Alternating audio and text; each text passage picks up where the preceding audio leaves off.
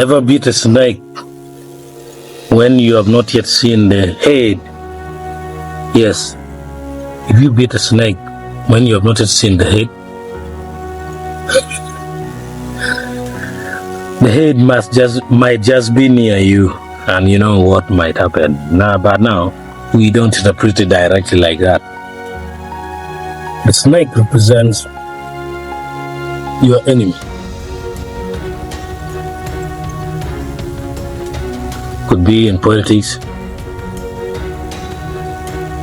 could be somebody who is disturbing you. That's your enemy. So now, never attack your enemy without knowing the strength.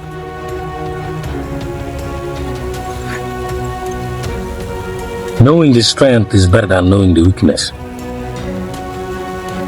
Many people, when they're looking at or analyzing the weakness of their opponent or enemy,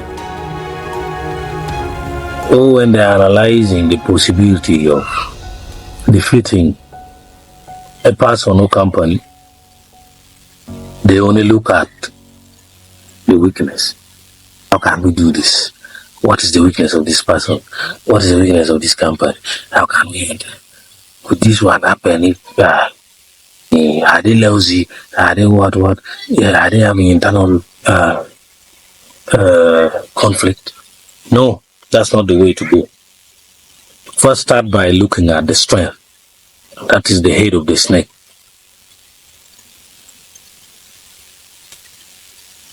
Because the tail and other parts are not dangerous like the head.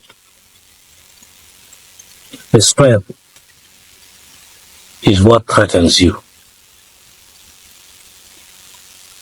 If the weakness of your opponent is being a womanizer,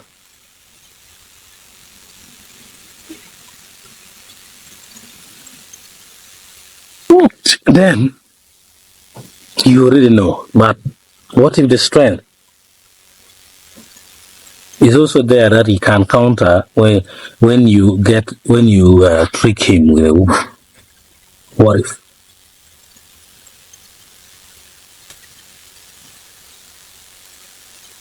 He might do something again that will, like Okao did.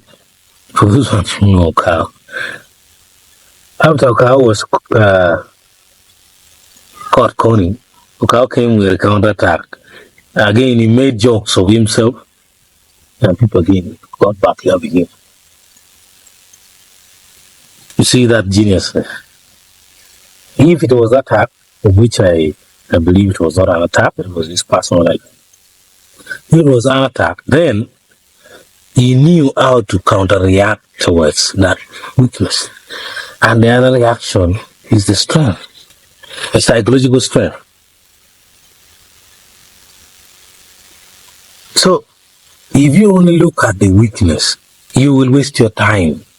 The strength will beat you down because the strength will not be removed. It will remain there. So don't beat the snake when you have not yet seen the head. Thank you.